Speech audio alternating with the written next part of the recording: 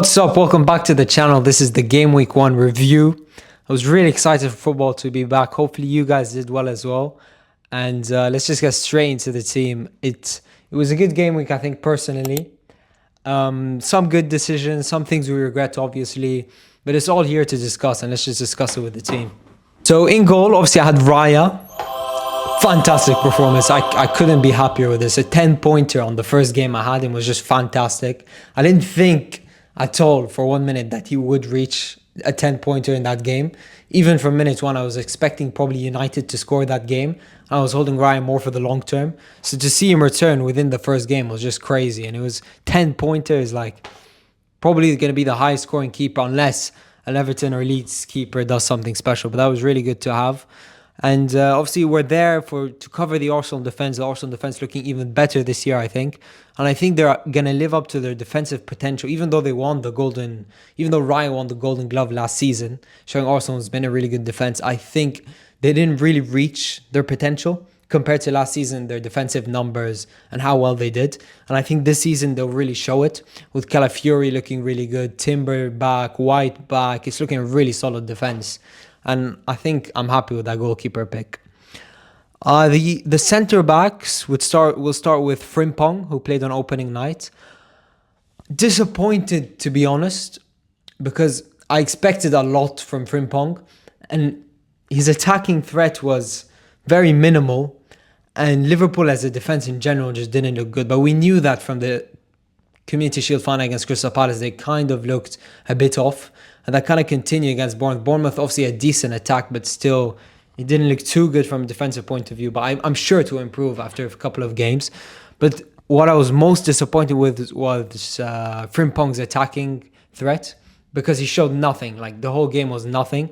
And to get subbed off 20 seconds before the clean sheet was just so annoying. It happens, these things in FPL, but like 20 seconds, honest, what keeps him 20 seconds, he comes away with a 6-pointer, and we're all a bit happier. But I look at more the forward thinking, and I see that Frimpong wasn't as attacking as I hoped. But I think it's not a time to jump off him straight away. Like, next week he could get a goal and a clean sheet. So just be patient with him. You know, you're not going to get insane pointers every week, but it's his potential that we have him for, his potential to get that clean sheet and a goal, and I don't know, maybe even an assist in a game. He could get multiple attacking returns and a clean sheet. So he's a keep. Disappointing with the first game, but keep. Next to him was the actual 6 million defender who actually did show some value, was Aït-Nouri.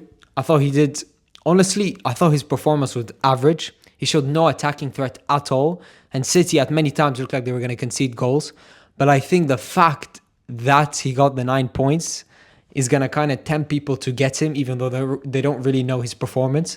But what I was watching Giovanni FPL, and he kind of talks about the tactical aspects of each of the games. And he spoke really well on how Aït-Nouri in that game was playing a more conservative role compared to how he might play in other games.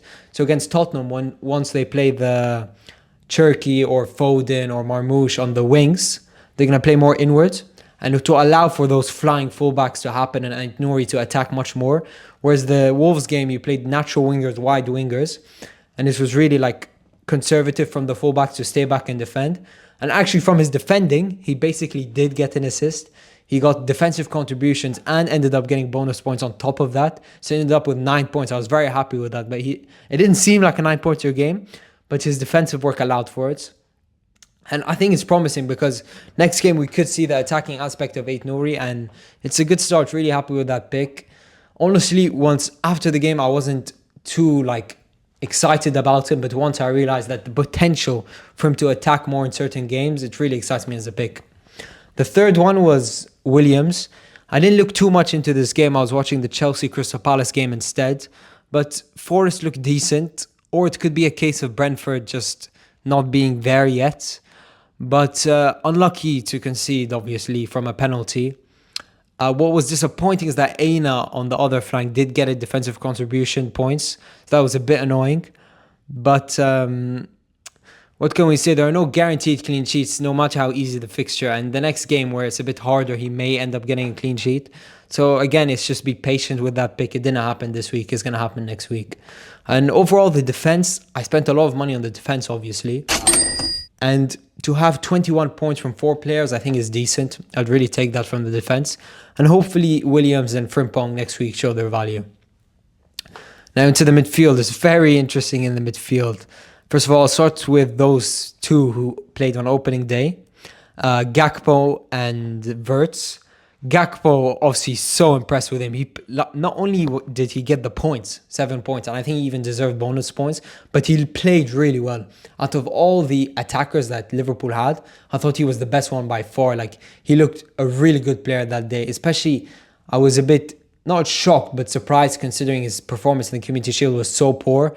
And the switch around from that game against Bournemouth, he looked like on fire. I knew before the goal was going to go in that this guy's going to get points today because he was just playing really well. Turning, dribbling, looked fantastic. And I'm sure a lot of people now are like, damn. You know, especially if you only went Wirtz, you're like, oh, maybe I should have gone for Gakpo instead. And if you watched my hit or miss FPL differential, you would have noticed Gakpo for me, but obviously people don't like to listen until the points get scored. But I knew it from minute one. And but I did go for Wirtz as well. So Wirtz was a bit disappointing. But the thing is with Wirtz, I feel like his price is going to drop for sure. But I don't think people should go off him. I think it's a major mistake to go off him. And that's what a lot of people are doing, obviously. Because they're paying not a lot of money, but 8.5 is this decent price. Liverpool scored 4. He didn't really look too much involved. But the thing is with FPL, you could have a player like Wirtz getting no points this week. Next week he gets a goal and assist. You know, anything can happen. He's a top player. We didn't pick him based on off one game. We picked him off based on many games and how he's going to return in all these games. So I think with Wirtz, don't move. Be patient. I mean, Liverpool's the best attack in the league. He's definitely going to get involved. After a few weeks, if it doesn't work out, okay, take him out. But it's been 1 week. We can't say anything based on that. So Liverpool boys, I'm satisfied with Gakpo, especially. Wirtz would like more for him, but I'm not jumping off him yet, or my hype for him is not like completely off. Next, we got Kudus at Tottenham. Top performance. I said before, the fixture looked really good, and the fixture after that looked really good. It looked like guaranteed points. And honestly, I was disappointed he didn't end up getting that goal, because if he got 2 assists and a goal, that would have been like fantastic. Loads of points, because he got those assists for Richarlison. Like, it's not that he didn't work for those assists, but he put the ball in, and Richarlison just made really good use of it. So I was happy at the end with the 10 points. And hopefully he can get to goal scoring the next few weeks. But really satisfied with that pick. Really good points, you know. You can never complain with double-digit points from a midfielder. Next to him is a really interesting one, is Sarr. Obviously, I picked him based on what I saw in that PSG game. Ended up posting a video on TikTok. It got a couple of views. So I said, you know what? After all of these views, after all of these people seeing it and my praise, I had to go for him in the end. And he did actually get an assist in the end. But the thing that was slightly concerning is he didn't play that Cam out-and-out role. It was actually it looked like it was shared between him and Bergvall. Like they were sharing that Cam role, switching between centre mid and Cam. So probably that did allow him to get the assist in the end, but he's not an out-and-out central attacking midfielder. And defensive contribution points, he did not get that game. But, you can never complain with the 6-pointer, but now I'm thinking more long-term on my opinions on Sarr. What I look at is that I really like Reinders at 5.5. But when I was making my team, the only way I would have got Reinders in, who I considered but I just couldn't afford, was to downgrade Raya. And if you look at it now, Raya, it wouldn't have actually made up the points, because Raya did get a lot of points in the end. He got 10 and Sarr did get points as well. So it was a good move that I stuck with Raya and Sarr. But for potential moves in the future, I could look to downgrade Williams if Nottingham Forest aren't looking the best defensively. For a 4.5 like Van de Ven at Tottenham or Dorgo at United, who both looked very good this game week. And then upgrade Sarr to Reinders, because Sarr, obviously, I wouldn't want him week in, week out playing as a central midfielder. But I could keep him for a couple of weeks, because he does have that defensive contribution potential, and that attacking potential with the kind of swapping central attacking midfielder role. So I'll probably keep him for 3 game weeks, I think, until that Bournemouth game, and that's maybe where I switch to Reinders. or maybe before that. But I'm definitely going to keep him next week, I think, because we don't want to waste a -4 for nothing. And the last midfielder, very, very disappointing, is Palmer. I would have found him more disappointing if Saka returned in that hard game against United, but he didn't. But it is disappointing because he did not look good at all. Like, he was completely quiet the entire game. Obviously, in the preseason, he didn't get any actual attacking returns, but I did say he looked really good, getting good positions and everything. But today against Palace, maybe it was a tough opposition, a tough team. You know, I have Wharton and Hughes watching him, so maybe it was tough to allow for a top Palmer performance, and we should be patient with him. But I was just disappointed in the way that he played. Like, he was just not involved at all, and Chelsea weren't really ticking. But it was a tough game. I think, again, you be patient. No one really to switch to. Obviously, Saka got the easy game now, but what can we say? It was disappointing, but at least we didn't captain him, you know. Some people did. Up front, of course, the main man I'm so happy with is Erling Haaland, 26 points. I told you, ignore Salah, go for Haaland this season. Maybe some people listen, maybe they didn't, but Haaland captains win this game week, 13 points, 26 captain double. That's how much swing from Salah. Salah must have gotten 16. That's a 10-point swing. I think that's a significant swing for rank, but obviously I wouldn't consider rank at this point in the game, but that is a swing, first game week here. And I'm really happy, honestly. At the beginning of the City game, I was a bit nervous because Haaland was not getting like the ball at all. He was not involved in the play at all. But he just reminds you that he doesn't need to be involved. He'll get that one chance and he'll score. And that's exactly what he did. Especially the second finish. That was a top finish. So really happy with that. Going into Tottenham, that could be a really good game as well. And yeah, he's a keep. And I prefer him over Salah as well for the time being. Next to him was really disappointing was Victor Gyökeres, because not only did he play terribly, like no shots recorded, no chances created. He did have that one opportunity where he crossed it into Martinelli. I thought that was a decent cross, but nothing really created, no threat or no possibility of getting FPL points in that game today.